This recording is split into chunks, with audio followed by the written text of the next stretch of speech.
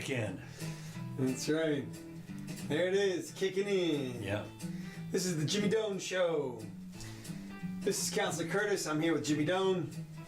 We do this twice a week these days at 4 o'clock, Wednesdays and Sundays, live right here. And then I post a nice time-stamped version up on YouTube so you can easily switch among the subjects.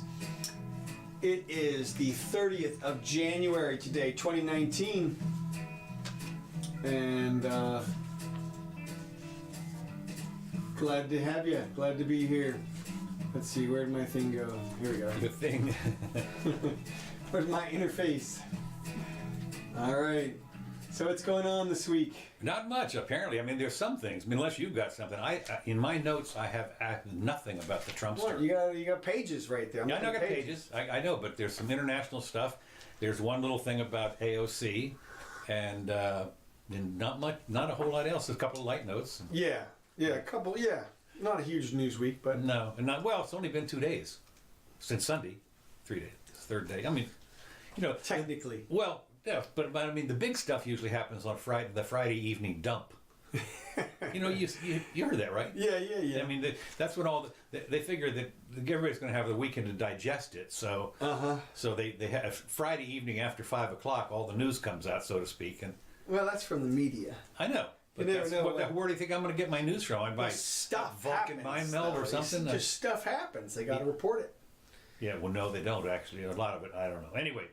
Starting off internationally, we're going to go to Venezuela again. Venezuela! Yeah. Maduro hits out over U.S. sanctions of Venezuelan state oil firm. This is the PDVSA, or whatever it's called. PDVSA, whatever it is the state oil firm. And yeah. That's the Citgo people. Now, I'm not sure, but he's a live national broadcast on Monday. Mr. Maduro accused the United States of trying to steal U.S. refining arm Citgo Petroleum, the OPEC members' most important foreign asset, which also manages a chain of U.S. gas stations. Now, my question is, didn't they steal that from us? Wasn't that part of the deal? What I mean, weren't there? You say steal? No. Didn't they nationalize the stuff that was our stuff down there? Esso and Shell. I'm not Shell because that's Dutch, but some of our American gas station pumping people down there. They probably did take some refineries ultimately. I mean, their big operation was always state-owned, though. Always. Yeah. Okay. Yeah. I mean, I don't even. I mean, I say always. I mean, for the last couple of decades, at least since Chavez. Okay. Well, I didn't know that. I thought. Okay. I remember. That's right. Okay. I take it all back. They did nationalize some stuff, I guess, but no, so they didn't steal it from us first. Well, they stole it. I mean, hey, he certainly stole it from the people who were running it at some point. Well, there's two things that happened, of course. And there's two bad things. One, he took it over and put his cronies running the dials and everything. Okay, right. Good luck. Yeah. But then the price of oil dropped from like 120 to 40. It's like the Bill Murray thing, you know. What's going to happen? Yeah. That's it. No, but that's it. But the fact is that they were doing it, but the amount of oil they've been pumping out has dropped dramatically since they had the loons of the Espanola people running it, his buddies, his cronies, and then of course the price of oil dropped by $50-$60. Right. So even if they were to pump the same, they were still going down the toilet. But it's interesting. What he's tried to do is to say that from now on, I didn't realize this, but the United States is their biggest customer. Okay. They ship more oil. Citgo ships more oil. We're by far and away their largest customer. Okay. And I didn't realize that we still buy from them. So anyway, he said that the United States people, whoever the refinery people are, had to pay for the oil up front from now on before they were going to fill the tankers. So, in other words, if you're going to take... Well, that's because we announced we were seizing all of their assets. Right. No, that's right. And so he said, basically you got to pay up front. And and then the United States said, if anybody in this country pays, it goes to a blocked account, which means that they can't get it. Right, Bolton came out. Bolton came out and said, it goes into a special escrow account. Like we would never take money from the escrow. No. Reserve that for the Venezuelan people. That's right. That's exactly right. Reserve that for. So But the point is, if they're not, the guy needs cash. I mean, let's face it. The only thing, and unfortunately, I checked around to see who else he sells oil to. Well, I think he sends a little bit to China. But did you do a little R research? Yes, I did. Oh my goodness! Look at that. It's not many people. Ladies and gentlemen, Look, hey, I got to be prepared for the show. That's Look, right. I'm always prepared. If I can't just drag it out of my someplace. That's right. That's I go to the depths of Google. That's right. So anyway, but what I thought was interesting, the numbers they showed here was Mr. Maduro.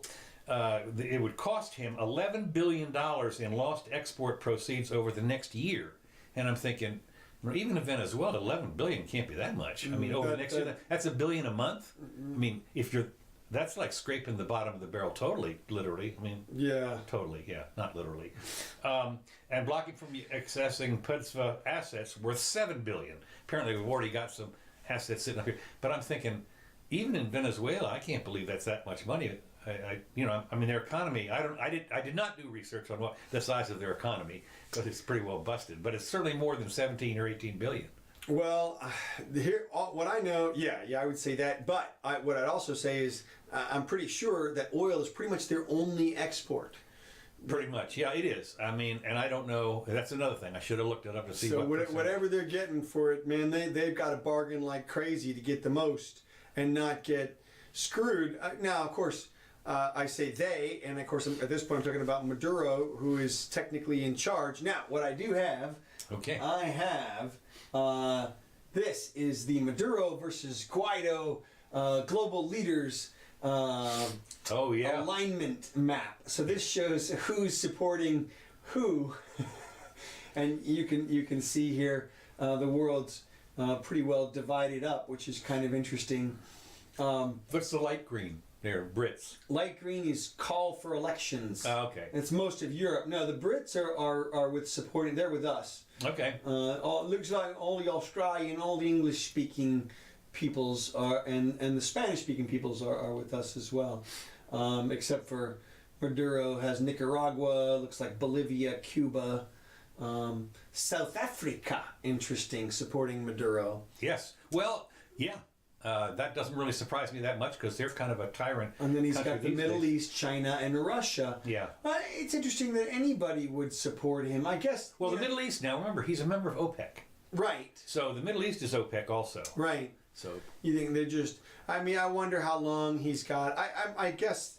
I'm thinking it's in a week or something. Some crazy short time frame. Because today I think we announced that we were opening up something like $2 billion. We allowed, what's his name? Like Guido. Yeah. All right. We allowed him apparently to take the U.S. assets in Venezuela.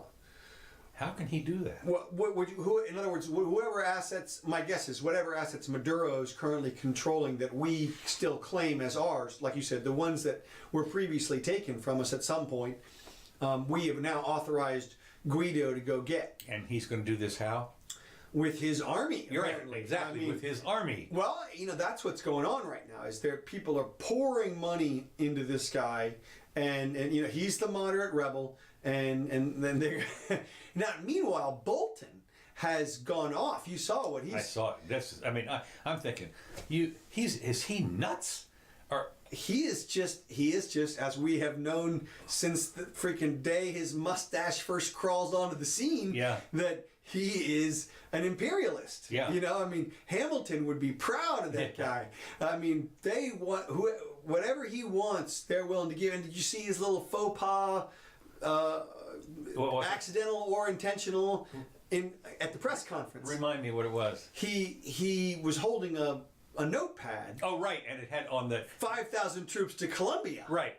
Now the question was, faux pas? No. Well, that's what everybody's saying. Yeah. Come on, man. You do. But I don't know. For me, I don't know that he's savvy enough to understand that his notepad would be photographed. But either way. Well, walking into the place, somebody would have said, hey, what's... Yo, man. Yeah. Yo, man, cover that up. Yeah. Where's your briefcase? Yeah. Buddy. Where's your security, man? Yeah. National security? I don't know. You got a locked briefcase with a freaking combination on it everywhere you go and a handcuff? Yeah, exactly. I mean, seriously, you know that's the case. You know he knows about that stuff. Of course, and he's walking in there with an open yellow pad, like a pen stuck to it, like a substitute teacher or something. Yeah, right. Exactly. But for what, even if it's just incompetence, then what a boob. Okay. Yeah. Then you're out there announcing our true positions. Yeah, exactly, right. And where exactly are they going to go? Well, right. Let me draw a map. Come on, man. No, I mean, but this guy he's got Obama's. He's got Trump's private cell phone number on there. Well, what's interesting to me is that he is interesting is, his password. Well, no, but I just think that he's a shoot first and ask questions later guy. I mean, he's talking about let's go down and let's go down into a sovereign country that was elected. However, you may not like the way the election went, right? 96% voted for Maduro, whatever. Okay, like I said, matter. I don't care. I don't care if it was taken over in a military coup. It's a sovereign country. If everybody's going to say it's a sovereign country, then that's what it is. Yeah. Otherwise, it's not. Otherwise, you just go in there and take it over. As we've said. Well, I would think that this guy, it's not Guido. It's whatever his name is, I forgot. Guaido or something. Yeah, something. It's pronounced kind of funny. Anyway, this guy is the moderate rebel, or moderate person, or whatever. But one of the things that I don't believe he hasn't read a little history on how to make friends with the United States. Yeah, exactly. You know this. How to repair your country after you've made friends with the United States. I mean, you think best-selling Amazon book. You think about Vietnam, for instance. He should know. I mean, we authorize. Oh, you don't want to do that. Let me tell you. Hit squads all the time. We're our buddy until we. Yeah. I mean, you think even Osama bin Laden was our buddy? Oh yeah, our pal. Until he wasn't. Gaddafi and Mubarak and the Hussein. list is he was not a friend. Again, short. We were no. I mean, and not ancient. Yeah, no. I just sit there. It's like yesterday. Yeah. Our own guys. Look, all they have to know is all they have to see is what we're doing internally to our political candidates. Right. We have our law enforcement crawling up the butts of everybody every political opponent that we can get. I mean, fortunately we can't throw them in big camps like Sisi can do or over in Turkey. Yeah, right. Erdogan, right. Mm-hmm. Yeah, well, I mean, again, it's when you see this. It's the boiling of the frog. I mean, you see this stuff like 29 agents and all the military cars and everything to serve a warrant on this one guy. Yeah. And you think, it's literally, if that had happened 10 years ago, heads would have rolled, I believe. Yeah, I think you're right. I mean, I even Dershowitz. I mean, Dershowitz votes for Hillary. He's come out and said, man, you guys are off the chain. Off the chain. No, strings on you. No, that's right. And, go get him, Rover. I'm unlocking you. Seriously, 29 agents, 2 amphibious vehicles, the helicopter, 2 armored vehicles. Right. What? Say hello to my little friend. That I'm just thinking. They had enough people to invade Grenada and take it over. Yeah. Said this guy's house. Well, I think maybe they were on their way to Venezuela. Yeah, that's probably it. Yeah, a little detour on the way. Right. Well, and so I guess we'll see what happens down there. Okay, some more south of the border information. Aha. Havana. Aha. Hit by an F3 category tornado. Program in Havana into the transporter. So, kablamo! Yeah, well, you didn't move out of the way. Let me see that picture in back of you. Look at that. Well, no, okay, it's pretty decent, isn't it? Look at that. That's a beauty right there. Well, you know what is that, I wonder? That's like a 56 or 55 Chevy or something? Yeah. Mm-hmm. Okay, well, you can get back in and look. I mean, and the reason I'm in this particular street, I think this looks a lot like the one that was damaged in the video. Right. Well, interesting you should mention that. I looked at a bunch of the videos, mm-hmm. and one thing I did see in the background, it was really funny, was this gorgeous 1957 Volkswagen. Oh yeah. 57 Volkswagen. Glorious red paint and everything like that, obviously kind of restored. And I'm thinking, when Cuba finally, when we make nice with Cuba, you got to believe those mechanics are going to be worth their weight in gold in the restoration business. Yeah, I mean, seriously, you bring in your 58 Buick, they got a guy that, hey, I know. It'll be like on My Cousin Vinny when she when she's saying, well, I don't know the fifth, That's right, it's a trick question. Trick question. I mean, seriously, these guys are going to have a job for life. Yeah. I mean, well, that'll be so neat. I mean, you think about the car restoration business is so cool these days. They finally got to the point of now where they're making old cars with new modern interiors. You get all the perfect brakes and everything, right? And handling and everything in your 1964 Corvette body, and now you have all these old cars to choose from. I mean, think of that. Just think of that. It's too bad you can't drive down there. Well, you could float. They float up here, so. Yeah, right. So I'm thinking the car shows you could have. Well, I just thought the members of the Provincial Defense Council in Havana tell that 90 homes collapsed and 30 suffered partial collapse. More than 200,000 people lost water service, and 100 underground cisterns close to the coastal section of Havana were contaminated with seawater. And this is the worst tornado since 1940, so they really weren't expecting it. But what happened when I saw the pictures is the infrastructure all around there was destroyed. Why? Because they hadn't kept it up. I mean, they were sagging. Well, nothing survives that kind of a tornado. No, I know, but you're right. But the fact is that when the power lines went down, they took 200,000. That's a lot. That's number one. But also all the pumps. Right. And everything all the stuff that did rely other things, not just the electricity, but other things that rely on the electricity. Yeah. But this is one of the things that I saw when I was down in Central America, was after I got out of the cities, you went and saw what the infrastructure was like, and it didn't take much to destroy it. I mean, it's crap, and well, it's just you look at what happened to Haiti. Of course, that was a bad, obviously, earthquake and everything like that, and then in Puerto Rico, same thing. You couldn't even get to the that's. Well, we've never for a long time. We still use power poles that were invented 100 years ago. Right. It's a stick with the. I mean, come on, man. You guys even here in Gainesville. Even here in Gainesville, you can see. That we're going to have a power outage if there's a fairly decent storm. Pretty much. Yeah. Pretty much. Now, of course, it doesn't go down like it obviously did there. No. One good. I mean, literally, you can have a really bad one. Will maybe take out 4 or 5 city blocks here, and they work on it right away. Right, and you expect the power to be up by the morning. Right. Oh, for sure. Yeah. It's rare that it takes more than that. Right. Yeah. Usually it's a couple of hours, and they get them out there pretty quick. Okay. Another international item, sort of. The Duke professor sparks an online outrage after telling Chinese students to only speak English. Right. A Duke University official stepped down Saturday after her email telling international students to commit to using English 100% of the time, and it sparked an online outrage. Now, what happened was the kids apparently were in a cafeteria or a student union or something, and they were going along in Chinese fairly loud or whatever it was, and somebody complained. And I'm thinking, why? I'm thinking, what? Shut up. Yeah, shut up. I mean, I remember when I was down learning Spanish, when I met somebody, actually, we're going to talk about that in a minute, when almost anybody outside of Spanish people, I speak English.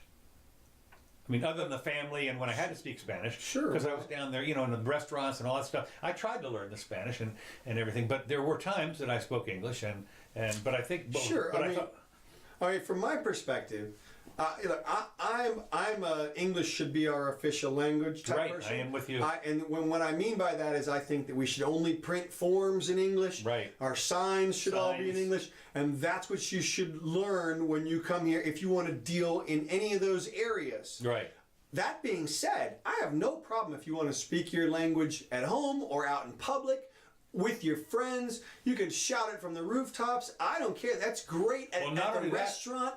You don't even have to try to speak English, as far as I'm concerned, in social interactions. Right. And to me, I won't be offended at all. In fact, I would love to learn whatever language it is. Yeah, I ask all the time. But I don't think that we should force everybody to pay for copies of Right. all the different things, Well, and translations, official translations for all the various. We have, hundreds and hundreds of languages represented here. Right.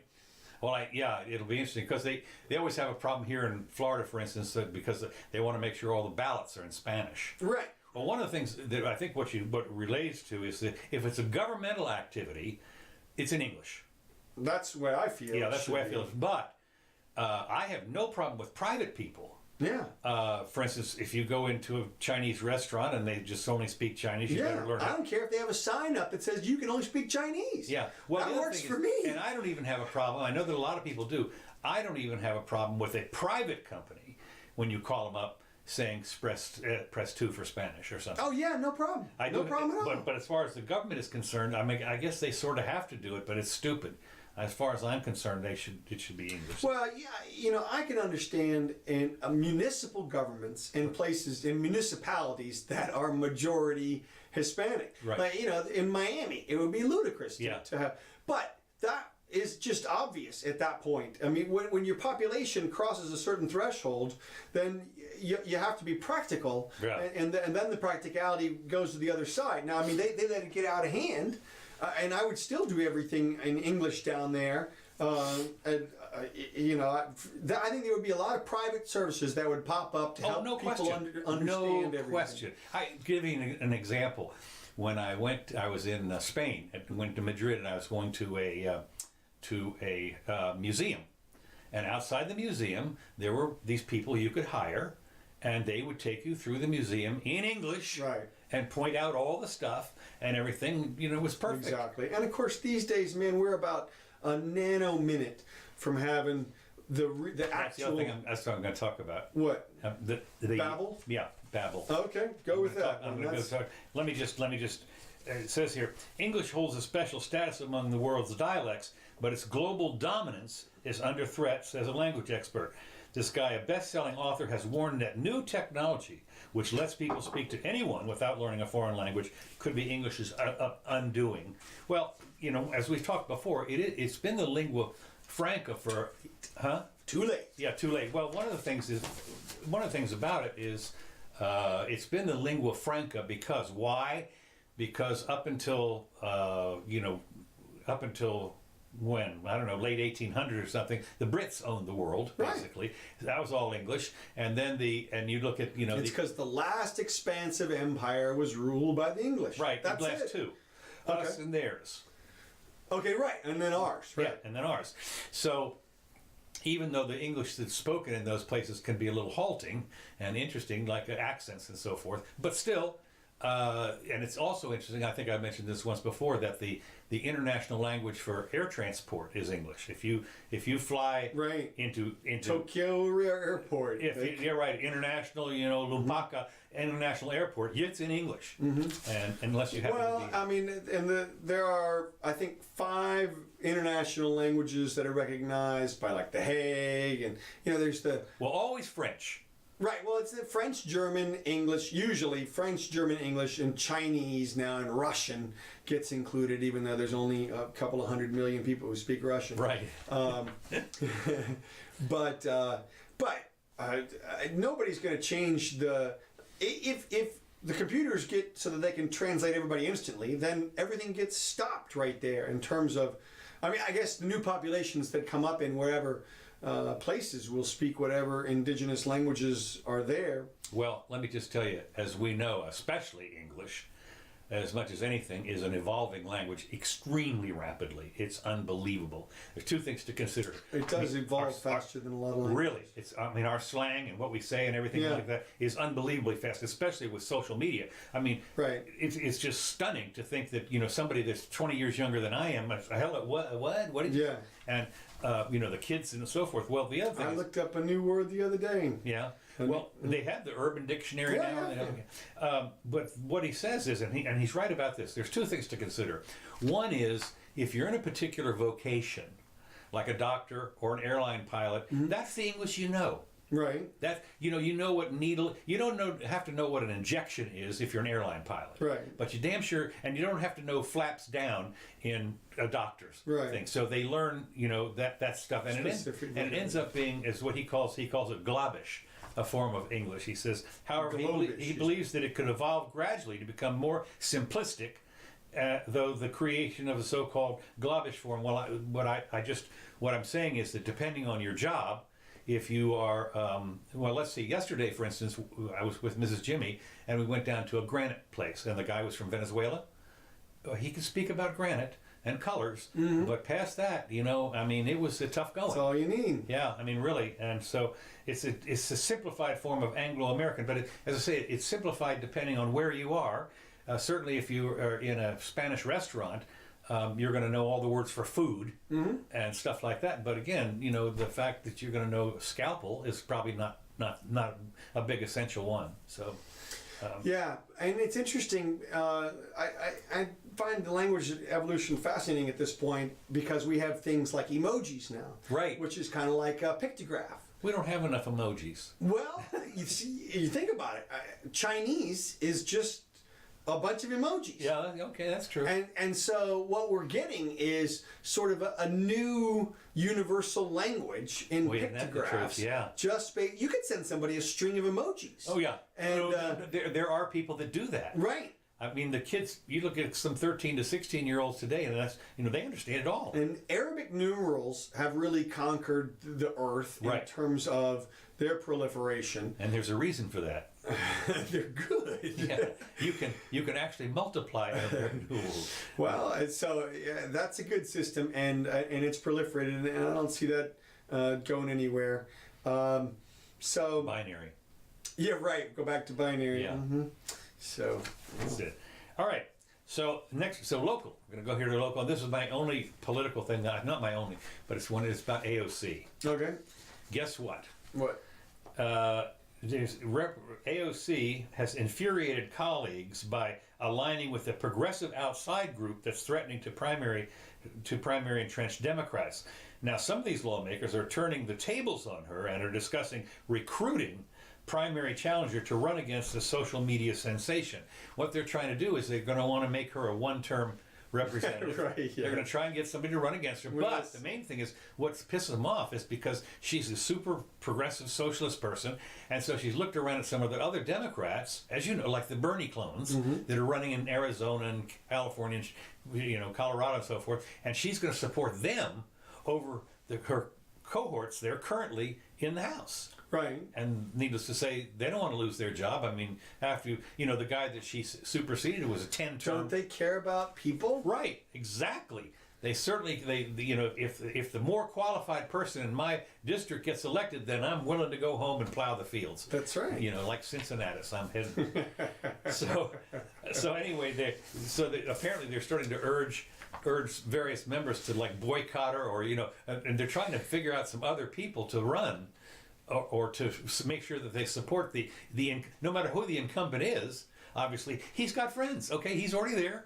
Maybe he's four-term House person. Been there for 8 years. Well, what you're talking about is what we're seeing is now it's the dog fight now. Yes, it's the So where we got thrown in the mix this week was Howard Schultz. Yes. Okay. We could want to talk about that. And Kamala Harris. Did you see she had to walk back her? Oh yeah. Her thing. So they're eating their own at this point. Yeah. And Elizabeth Warren went straight for Schultz's jugular. Did she? Oh yeah.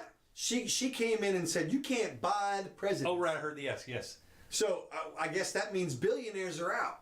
Well, you can only have tens of millions like Elizabeth Warren. That's right, okay. Yeah. You could spend $1 billion, but it's not from one person.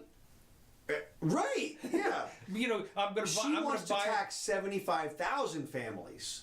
Yeah. Right. That's her plan. Yeah. The wealth tax. Right. You heard that, right? Oh yeah. That's the wealth tax. Of course, is what destroyed England. When people about Russia. Yeah. Right. It's like go take the wealth from the wealthy. Just go take it. Well, the other thing you think about is where we're at.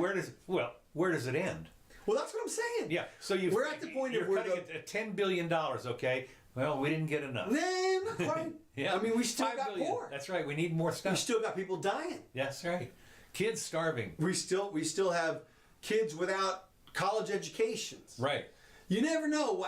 It could be anything, but it's just the concept that a theoretical leading candidate in one of the theoretical leading parties is suggesting that the way forward is a gigantic property grab from the richest 75,000 families. Well, Like just a well, they also said, believe it or not, they're talking about the capital grab.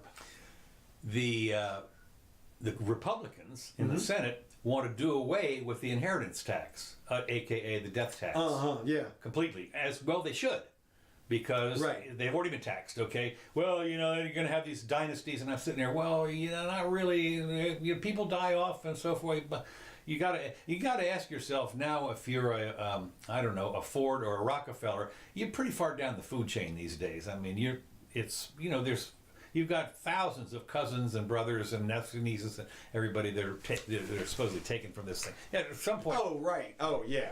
So, in terms of you inheriting $1 trillion. Right, yeah, not going to happen. No, well, but there are new dynasties, but even so, it doesn't matter. The point is that, look, The Bill Gates dynasty. well, yeah, and of course, I guess him in the giving pledge with his other 41 billionaires pledging to give away half of their fortunes isn't enough. And as Right. you pointed out before, they're all going to die eventually. Right. So at some point, the money, even without an inheritance tax, it's going to come back one way or another, even if you... Well, see, this is what happens is you call that people are going to say, well, you're in favor of trickle down. You think just because somebody inherits $1 billion that it's going to trickle down. Well, it will. I got newsflash for you. It might take 20 years, 30 years, but it's going to go out. Right. Well, Why is it such a rush to have it today? Well, I know why. Because you're broke. Well, because it's there. Yeah, because it's there. It's because our rulers will not recognize that type of capital grab is just antithetical to everything that we are. Well, it's certainly it's antithetical to savings and to charity, because one of the things that they don't realize about capitalism, about the economy, is that you have to invest and build the building first before you can produce the goods that are consumed. So that is without savings, you don't get any production. Well, and then you end up with a subsistence society. I mean, you have to build the factory first. If you want candy I don't bars. even think they're considering a cycle or anything like that. They're imagining that Howard Schultz has $1 billion in his mattress. Right. And they don't even understand the concept that the $1 billion is in a bank somewhere and then it's been loaned out to a whole bunch of people. Right. At 0% interest right now. Right now, yeah. And it's mind-boggling. But if she does understand it, then she's just creating platitudes to get herself elected. Right. Well, they all do that. Well, they live on bumper stickers. Come on. One would hope that they would at least believe in the foundational theory behind the bumper sticker. No. So, No, it's obvious they don't, because literally the other people are they're talking about this 70% incremental tax thing that they think is really a good deal. No, it's not what I'm saying. She really thinks that's a good deal. Yeah. AOC honestly believes that that's a good deal, and I think it's great, because I think we're gonna see all kinds of these crazy ideas come out of the woodwork and be challenged by them, because you can't not challenge that kind of stuff. I mean, the destruction of our entire insurance company industry. Yeah, right. You think they're not going to fight back on that? Right, they come on like AOC went on one of the late night shows, and he asked, how many fucks do you give? And she's like 0. Okay, what does that mean? You don't care about anything? I mean. Yeah, and she said no. Yeah, none, 0, nothing. Yeah. But what she means is that her position is so right that she doesn't have to care about anything else. No, that's right. She's pretty well pretty well in the deep on that, and it's she has a she has a comeback for it. It's interesting. Excuse me. Okay, next item. The crisis at our southern border is real and growing worse without the wall. Yeah, thank you. But this was an op-ed piece. The federal government has reopened, but the talking points pushed by the Democrats about the southern border remain the same. They falsely say there is no crisis. They claim that a barrier or wall would do nothing to curb illegal immigration or drug smuggling, which is demonstrably true. So they are saying that the wall, as you know, they've said the wall is meaningless. What's her name? Pelosi came out and said this. This is a. She said it's amoral, more than meaningless. Yeah, you're right. It's amoral, right? Immoral, right? So anyway, what's interesting is that what is there is a new unprecedented and growing surge of migrant family arrivals at our border with Mexico over the past year. Last month alone, more than 27,000 family units, defined as at least one adult and child together, were processed into custody. So what happened is that most border holding facilities were designed decades ago and designed for men coming across, to work or whatever they're going to do. But this business about women and children, it's a bit of a problem. And also, they've got, 10 or 12,000 that are marching up through Mexico now? Yeah, well, if they processed 27,000 in the last month, you said, that's 1,000 a day. Right. So who cares if there's another caravan with 10,000? That's true. 10,000 is 10 days worth of... 10 days work, that's right. Well, a lot of them are not going to make it, obviously, for one reason or another. They'll be turned around, or, you can't come in or something like that. The Border Patrol, of course, is supposed to be law enforcement. Now it's become kind of a nanny thing, where that's one of the things why they've been stretched so thin, and that's why there are those border people that say, look, we need some more help down here. I mean, at least, if you get counselors and doctors and stuff like that, because we got people with diseases coming in here. And that was the one thing, even with Ellis Island, you come across on one of these ships, you pay, your life's fortune or whatever, and they can just say, no, you can't come in here, you got TB. And so, so there's that, and so they will turn some people away. Right. I don't know. I mean, of course, you're an open border guy, so. Well, yeah. I mean, look, you're talking about thousands of people, which is nothing, relatively speaking. I mean, look here's another show image, which is again federal public lands in the United States. Right. Anybody can see the entire western United States. Oh, tell you what to do. Look at that. Ship them to Hawaii. There you go. There's federal lands in Hawaii. Yeah, right. They're camping out there. This little red dot here down in Hawaii, that's federal lands. That's literally all lava field right there. I mean, there is nothing. Not only is it lava field, but it's in the lava flow. I mean, you could build there today, and tomorrow your house is gone. Well, no, you say that, but if you build it out of lava. Mm-hmm. Well, there's a little dot. I can see there's another little dot up here on north of Hilo, and there's another one over here. There's a couple of dots. This one over here is where the native Hawaiians live. You don't want to live there. No, probably not. But bottom line here, there is so much federal land. Look at Nevada. I mean, look at it. It's got to be 95% federal land. I know. And I mean, even California looks like it's 50% federal land. It's a lot. It's a lot. It's amazing. And I would so much rather have 11 million immigrants sitting on a plot of land in Phoenix somewhere than massing. Ooh, don't say that. Border. Don't write us if you're from Phoenix. Yeah, right. We're talking about outside of Phoenix. Way outside of Phoenix. Right. Not Phoenix. Not Phoenix. Not that Phoenix. No. Phoenix, Texas. Yeah. Now see, you're going to get the Texas. Oh, no. You're going to get the thumbs down on our website. I don't think so. Look, you could let them all in and there wouldn't be a problem. Look, you want to see a crisis on a border? Look over at Syria and Jordan. Okay. There are 3 million people sitting there in tents.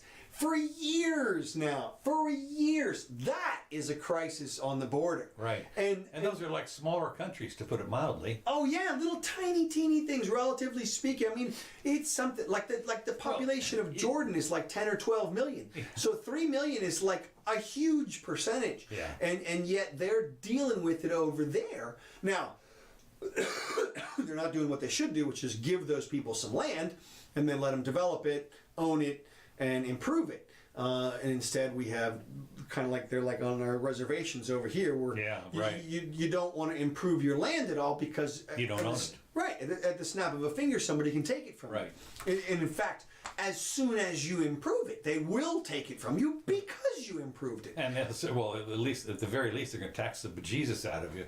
So yeah, no, that's true. It's a shame.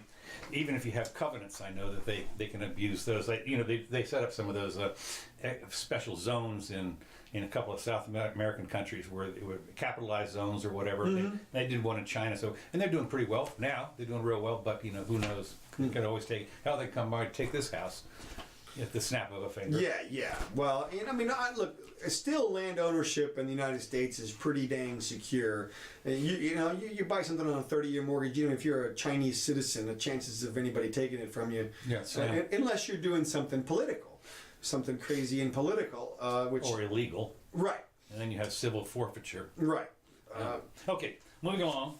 I just want to say one thing about the border. They're not going to change the dynamic there, even with whatever security they put down there, until they remove the incentive to come over here. Right. The immigrants are playing an infinite game. They always want to come. We're playing a finite game. We want to stop them. Mm-hmm. We're going to lose that game every time. Until you make it's like a permeable membrane with osmosis. That stuff wants to come over here. Until you eliminate the drug war situation and somehow prevent new arrivals from immediately becoming wealthy through benefits of some type, they're going to keep coming. Yeah, you're right. Well, it's so well. As somebody said, you can have open borders and you can have welfare, but you can't have both. Right. There you go.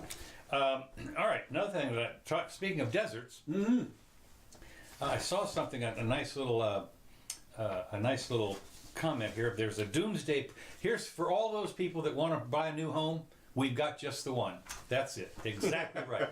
This is the Doomsday Prepper Dream Home in the Nevada desert for sale for $900,000. Now I'll tell you something. You live in California, you can sell your little one-bedroom shack for $900,000. Oh yeah, easy. Move out there and look at it. It's completely self-contained. It's a 4-story, 22-room, 8,000 square foot castle for $900,000. It's a Doomsday Prepper dream home, extremely self-sustaining, secure, and admittedly quite odd. And these guys marketing the property. Basically, it's an enormous privately owned fortress with 16-inch thick concrete walls, self-sustained energy systems using solar and wind, with a 4,000-gallon water storage rain catchment system, and it's located in the middle of the Nevada desert. And it has and the beauty of that is you can get up there on your parapet and you can see for 50 miles in any direction if anybody's coming to take you over. Well, not good enough. Not good enough. No, not good enough. I'll tell you what. Okay. Look at these now. So I don't have the images of the one that you're talking about, but look at this one right here. This is what I'm talking about. That was a guy's head coming out of what looked like a tiny manhole in the ground. Okay. Now that is a doomsday house. You look at some of these other ones, and they look fantastic.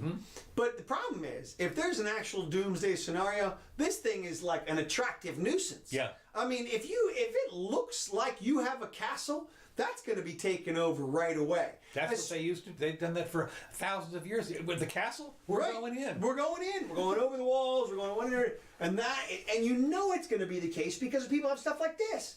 Because those guys are living underground. Yeah, they're living in this tube down here that they buried in this nondescript field that you're never going to find without a satellite or something. And if we're talking doomsday, there look at that. You got your arrow pointing to it right there. That's right. And then, but this kind of a thing with the castle, man, good luck with that. You might as well be in the Hollywood Hills. Seriously. Yeah. Now this is a list of end times predictions going back a few thousand years. Oh yeah. 1,500 years anyway. Yeah, it's got various times when the world was pretty convinced things were going to come to an end. Okay. Different leaders pontificated that this was going to be the big one. Well, we're 2 minutes to midnight, on the clock. Right. Well, yeah. And I will get to another awesome video show that I have of something of that as well when we get to there. But at this point, right here, I'm saying if you get if you get a Doomsday thing, it better be hidden. Yeah. Okay. Well, that guy popped up from like a gopher. Exactly. Yeah. Okay. And that's the one you want. That's the one you want, I guess. Well, at any rate, it's the fact is, of course, yeah. The fact is that it is 20 miles visibility in all directions practically, and nothing out there yet. So, yeah. So he could probably hold them off. We don't know what kind of armament he has, but anyway. So, but the other thing that he's got there that really makes it worth the $900,000, he's got 2 vintage pipe organs. Oh, that he plays, and apparently when the doom is approaching, you can play the fugue. Exactly. That's exactly right. Now, speaking of guns, locally here in Gainesville, let me see where we are here. Okay, got plenty of time. A man. Now, this is a legal question I want to ask you about. A man robs a Gainesville restaurant it's one that we eat at here down our Chinese restaurant. He walked in there and robbed them, and what he had was. He's charged with armed robbery, but he didn't have a gun. He implied that he had one. He had his hand in his pocket with his thumb out or something like that, and give me your money or I'll shoot. And so they got him, and he's charged with armed robbery. Well, it wasn't armed, I suppose, if you want to call that. He had an arm. I got that part, but I'm not sure that's what they mean by armed robbery. Yeah, it that holds up in court. Does it? It does. Okay. Because they use it as the inference of the victim. If you're the victim there, you're as scared as if you are being robbed by someone with a gun.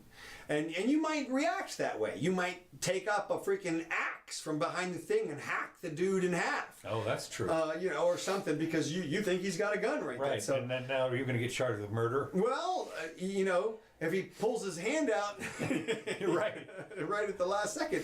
But that's... Okay, that's what I was asking you legally, if that's... Because I do know... Well, it's interesting. That's all. I'm glad to hear you. $25,000 it's going to cost him to get out of there. Yeah, robbery is a super, super rare crime. I mean, nobody in society has the cojones to walk up to somebody else and demand something from them, because as I just mentioned, they just might take out a freaking knife and kill you. Yeah. So you got to have nothing at that point. This guy was obviously crazy. Yeah.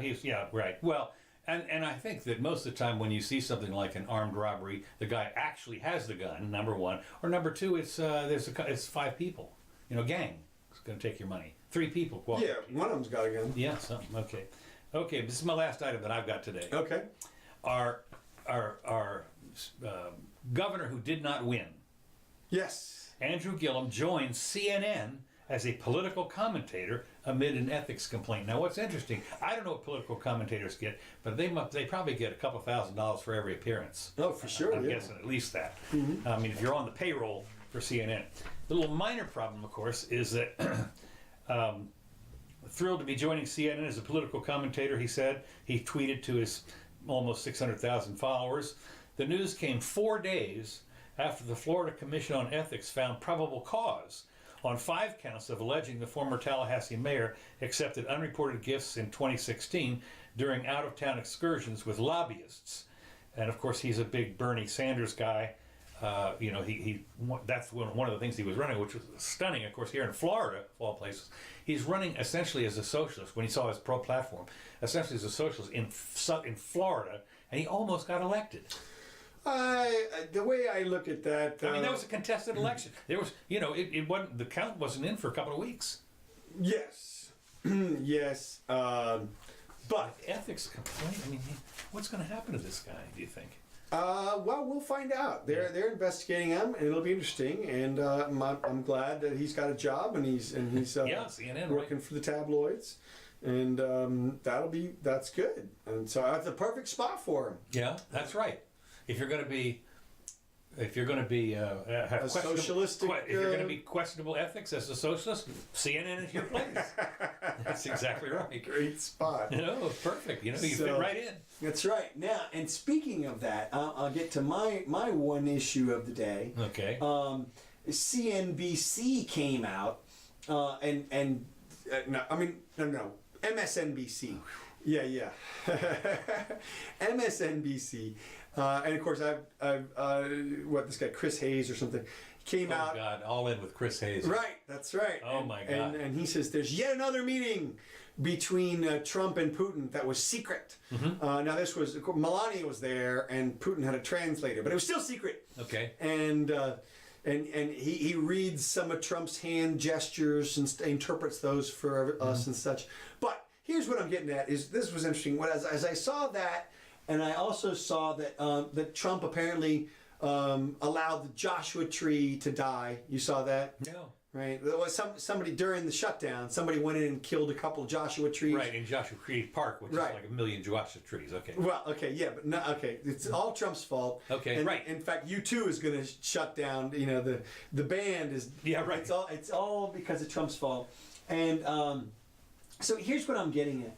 When you look at the recent stuff, and there's one other thing that just came out as well. This guy got assaulted a couple of days ago. This black guy. Yeah, I saw that. And they're claiming that before the assault, that they received a note, I guess where he works, that says, we're after you. Signed the MAGA people or something, and then when they attacked him, they made sure to identify themselves as MAGA people. Mm-hmm.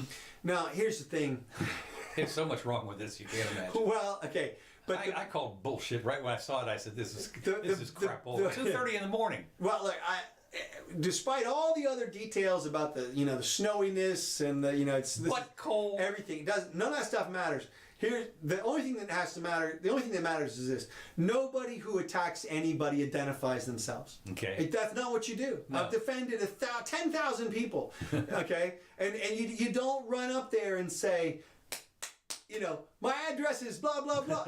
You don't do that. Like, nobody does that. And so the fact that they identified as this thing almost certainly indicates that they're not that thing. Right. And that this was a setup. Okay. And now, that again, if they do, we've seen this. We've seen this even here in University of Florida elections, where the opposition will go out and pretend that they're one, right, and they exactly. do like crazy things. Right. So here's my point of all this observation. I'll get to it right now.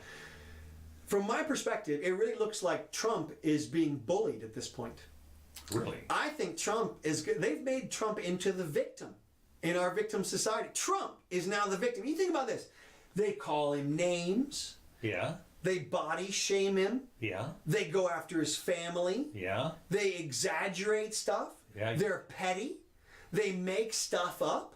I mean, they're bullying him. Yeah. They're literally dogpiling on him. I mean, he can't do anything. If he says the hamburgers are a mile high, they jump on with both feet.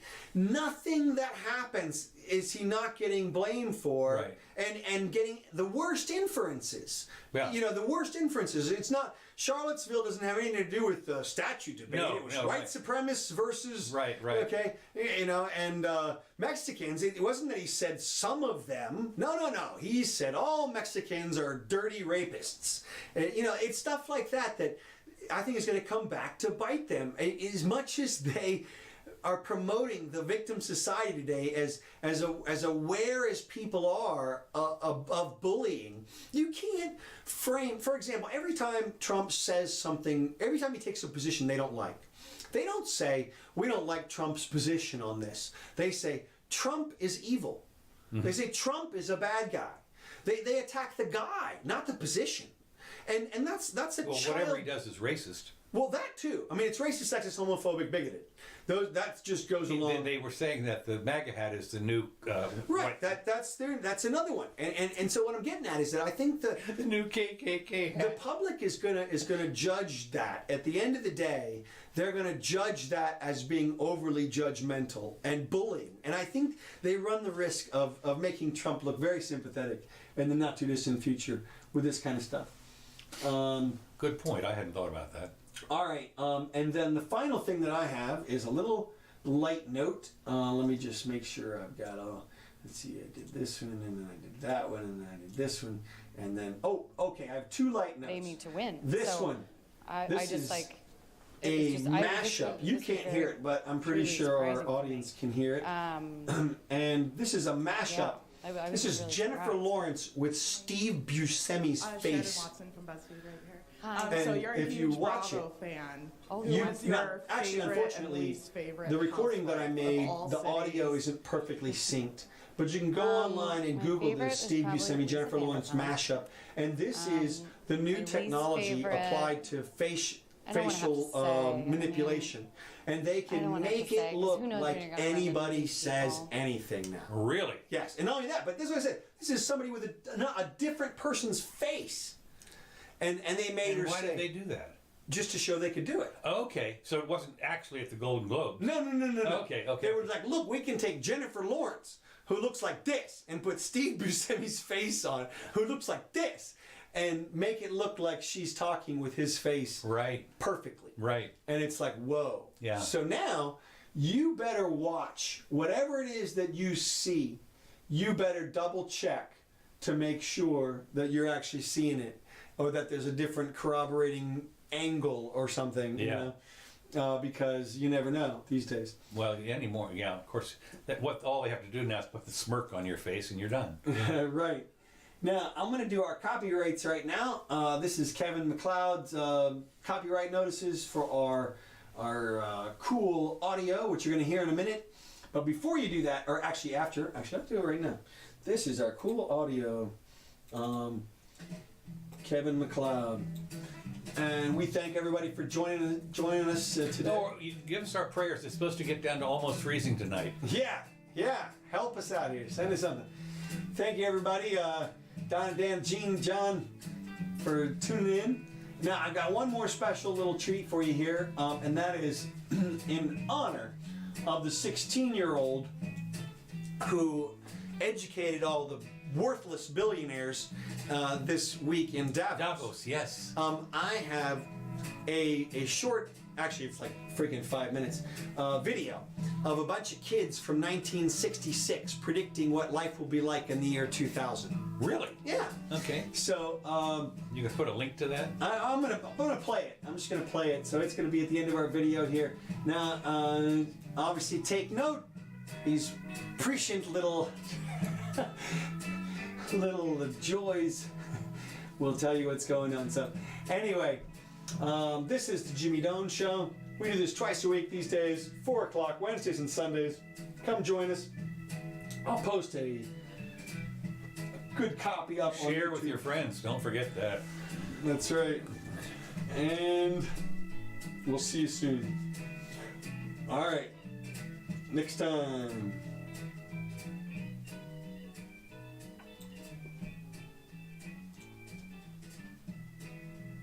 Well, in the year 2000, I think I'll probably be the spaceship to the moon dictating robots to robots. Or else I may be, I don't know, in charge of a robot court, judging some robots. Or I may be at a funeral of a computer. Or if something's gone wrong with their nuclear bombs, I may be sort of coming back from hunting in a cave. I don't like the idea Well, of in sort the of year 2000, getting out and I think finding I'll you've got probably be a cabbage spaceship pill to to the eat moon for breakfast dictating or something. robots to robots. Well, I think Or else I may be, all, I don't know, having all these atomic bombs will be dropping around the place. judging some robots. And it was, one will get near the centre, because it will sort of make a huge, great big crater. And then the world will just melt, and the world will become one vast atomic explosion. And it will become like a supernova, stars. Some madman will get the atomic bomb and just blow the world into oblivion. There's nothing you can do to stop it. The more people who get bombs, the more somebody's going to use it one day. Well, I think that it'll be so overpopulated that there will be wars, all nuclear explosions and everything to make the Earth, too much radiation on it. It'll become too hot to live on. I think that there'll be no life at all on the Earth. I don't think there is going to be atomic warfare, but I think that there is going to be all this automation. People are going to be out of work and a great population, so I think something has to be done about it. If I wasn't a biologist, that's what I'd like to do something about the population problem. Try and sort of temper it somehow. I don't know how. I think it'll be very dull, and people will all be squashed together so much there won't be any fun or anything. And people will be rationed to the amount of things they can have, because if they had too many things, it would just squash their houses, and there just wouldn't be room for them. I think it'll be people will be regarded more as statistics than as actual people. I don't think it's going to be so nice. I think sort of all machines everywhere, everyone doing everything for you. You'll get all bored, and I don't think it'll be so nice. I think it's going to be very boring. And everything will be the same. I mean, people will be the same, and things will be the same. First of all, computers are taking over now. Computers and automation. And in the year 2000, there just won't be enough jobs to go around, and the only jobs there will be for people with high HQ, high IQ, who can work computers and such things. And other people are just not going to have jobs. There just aren't going to be jobs for them to have. I expect they will set aside parts of the country solely for recreation and have large blocks of built-up areas. And I think these are going to be very ugly indeed, probably. No, I don't think I'll still be on Earth. I think I'll be under the sea. I think the population will have gone up so much that either everyone will be living in sort of big domes on the Sahara, or they'll be under sea. There'll be so many people that they'll have to have an overflow into the sea. And so there'll be houses underneath the sea and houses above the sea. They're not going to have so many square houses, more curves and artistic designs instead of just sort of boxes like they've got nowadays. People wouldn't be able to live in ordinary houses because that would take up too much room. It'd have to be in flats, piled on top of one another. So many people Like that. that have to have an overflow. And the into houses the would be sea. rather small. And so there'll be houses underneath the sea and houses above Everything the would sea. be cramped up, very cramped. Animals as they have here, sheep and cows and livestock, but they'll be kept in batteries. They won't be allowed to graze on pastures. They'll be kept in buildings all together, all in one big building and artificially reared, so they'll yield a larger, be bigger and give more food. All the Sputniks and everything that are going up sort of interferes with the weather, and I think the sea may rise and will sort of cover some of England. There'll be just islands left from only the Highlands in Scotland and some of the big hills in England and Wales. I don't think all England will be wiped out because some of it will be too high. I think the sea will rise to about 300 to 600 feet. Might freeze, because the sun, I think, will probably burn out. And there's an ice cap coming down from the North Pole. I think it'll cover the Earth. We might have another ice age. And I don't think there's anything to be frightened of, and lots of people think it's going to explode, but I'm certain it won't. And I think it'll be much more efficient. I don't think Because there'll be more cures for the diseases, and not so many people will get sick. And black people, won't be sort of separate. They'll be all mixed in with the white people. And, the poor people and rich people will become the same. Well, they will be poor and richer, but they won't sort of look down on each other. I'm not looking forward to living in that year, about 50 years' time. I mean, the world seems to be in such a terrible state now, let alone 50 years' time.